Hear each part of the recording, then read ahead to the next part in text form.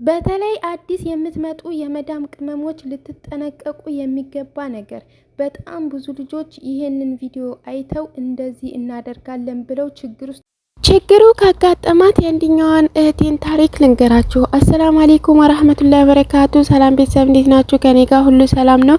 ለቤት አዲስ ከሆናችሁ ሰብስክራይብ ላይክ አድርጉ እና ምን መሰላችሁ ጋይስ፣ ይሄን ቪዲዮ እንዳያችሁት እንግዲህ እነዚህ ልጆች የወር ሰራተኞች ናቸው። ግን መዳም ደሞዛቸውን ስላልከፈለቻቸው ወይም በሰዓቱ ስላልሰጠቻቸው ረስታው ይሆናል በሚል ሀሳብ ቤት ባለው ካሜራ ብር እያሳዩት ነው፣ ያኔ ደሞዝ እንድትሰጣቸው ማለት ነው።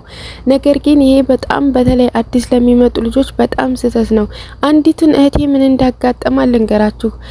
ጠለብ ከሀገር አመጣቻት አንዷ መዳም ማለት ነው። ከዛ እንደዚህ እየሰራች ወር ምናምን ነገር ሰራች ማለት ነው። ከዛ ብትጠብቅ ብር የለም። አዲስም እንደመሆኗ መጠን እሷን ብር ትፈልጋለች፣ ቤተሰቦቿም ብዙ ነገር ከሷ ብዙ ይጠበቃልና እሷን በቃ ስጋት ላይ ስለሆነች ብትጠብቅ ወር ሙሉ ሳሰጣት ቀረች ማለት ነው። ከዛ ምን አደረገች? ይሄን ቪዲዮ ቲክቶክ ላይ አይተዋለች ለካ።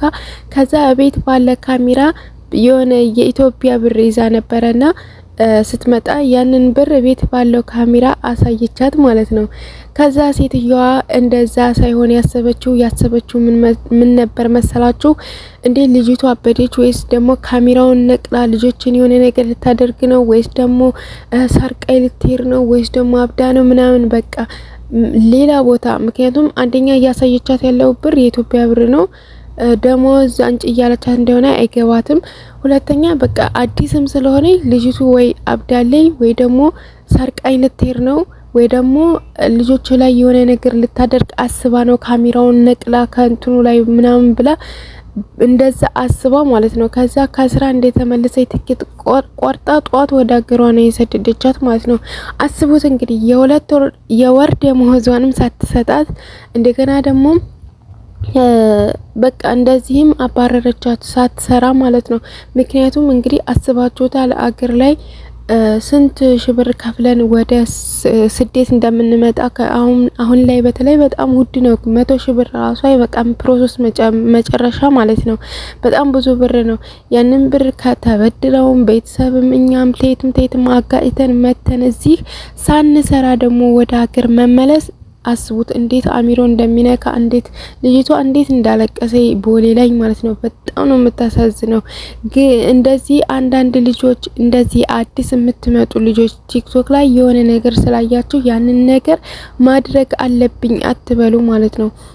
ሳትፈሩ የደሞዝ ሰዓታችሁ ሲደርስ ሳትፈሩ ብሬን በምትችሉት በቻላችሁት ያክል ቋንቋ ብራችሁን እንዲሰጣችሁ ብራችሁን እንደምትፈልጉ አሁን በምትችሉት ያኔ አዲስም ስለምትሆኑ ቋንቋ ብዙ አትለምዱም፣ ግን በምትችሉት ቋንቋ በምንም እንደዛ ብላችሁ ጠይቃችሁ ደሞዛችሁ እንዲሰጣችሁ አድርጉ እንጂ እንደዚህ ያልሆነ ነገር አደርጋለሁ እዚህ ቲክቶክ ላይ የሚያደርጉት ምናምን ያደርጋለሁ ብላችሁ ራሳችሁን ችግር ውስጥ አትክተቱ ማለት ነው።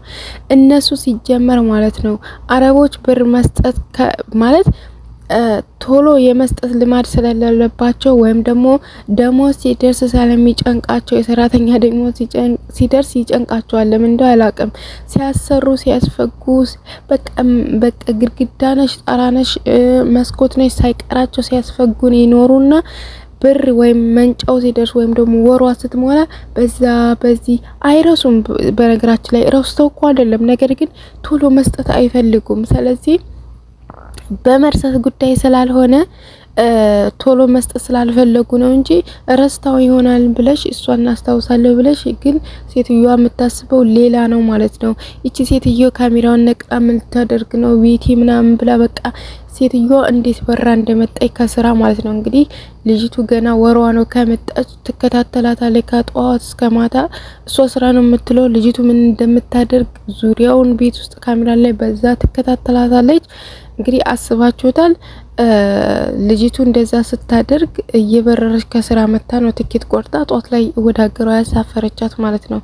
እና አሁን ላይ ደግሞ ቢያንስ በፊት እንኳን ይሻል ነበር። አሁን ደግሞ በጣም ከፍተው እኔ እንጃ ክፉና አሁን የሚገኙ አሰሪዎች ከፍተዋል ማለት ነው። በቃ የሆነ ነገር ካዩ ቶሎ ለማሳፈር ምናምን ነው ማለት ነው እንደዚህ። ሌላዋ ደግሞ ምንም አላርገሽ ስላመማት ብቻ ትንሽ አመማትና ብዙ አይደለም ያመማት እኮ ትንሽ ጉንፋን ነገር ነው ራሷን እንደዚህ ምናምን በቃ እንደገና ደግሞ እኛም ደግሞ እንጃ አየሩ ሲቀየር ይሆን አላቅም አዲስ ስንመጣ ወደ ስደት ለምን እንደሆነ በተለይ አሁን የሚመጡ ልጆች ይታመማሉ። እውነቴን ነው ብላችሁ ለምን እንደሆነ አላቅም ይታመማሉ። የሆነ በቃ በሽታ ማያቃቸው ሰዎች ለራሱ አሁን የሚመጡ ስደት ላይ ዱባይም ሆነ ሳውዲም ሆነ የሚሄዱ ልጆች ይታመማሉ ማለት ነው። ከዛች ልጅ እንደጎፍ ጎፍ አመማትና ከዛ የእውነት መሄድ አለብሽ አገር መስራታችም ምናምን ነገር ብላ አሳፈረቻት ማለት ነው። እና እኛ ስንት ነገር ጨርሰን ስንት ወጭ አውጥተን ስንት መከራችንን በልተን ስንት በቃ ተንከራተን እንደመጣን እነሱ አይገባቸውም። ስለዚህ በምትችሉት አቅም እዚህ ከመጣችሁ ጤና ከሆናችሁ ከጤና በላይ ምንም የለም። ዋናው ነገር ጤና ነው። ጤና ከሆናችሁ ግን ደግሞ ጠንቀቅ ብላችሁ ስሩ ማለት ነው። ምክንያቱም እንደዚህ ያልሆነ ነገር ፈጥራችሁ በማይሆን ምክንያት ወደ አገራችሁ እንዳትገቡ ያለ ሰዓታችሁ በማትፈልጉበት ቢያንስ እንኳን እንትናችሁን ሳትከፍሉ ምንድነው ብድራችሁን ሳትከፍሉ ማለት ነው። እውነት በዚህ ሰዓት እኔ እንጃ ተበዳድሮ ነው እንጂ የሚመጣው ራሱን ችሎ የሚመጣ ሰውማ ሀብታም ነው ለምን ይመጣል? ምክንያቱም መሄጃ ራሱ ውድ ነው። በዚህ ሰዓት ፕሮሰስ መጨረሻ በጣም ውድ ነው ማለት ነው። እና እኔ ለራሱ የእውነት የሆነ የመጣው ጊዜ ማለት ነው ወዳው የመጣው ጊዜ ጠለብ በቃ ሴትዮዋ ብር ደሞዝ አትሰጠኝም፣ አገር አያስደውሉኝም፣ የቤተሰብ ድምጽ ለ2 ወር ነው ለ3 ወር አልሰማሁም ማለት ነው። በቃ ምንም ድምጻቸውን ቤተሰቦቼ በጣም ናፍቀኛል። አዲስ ነኝ ነጋ አለቅሳለሁ፣ እንባዬን አዘራለሁ ስሰራ በቃ ምናምን ግን ማንም ቤተሰቦችን ደውሎ ያገናኘኝ ሰው የለም ማለት ነው።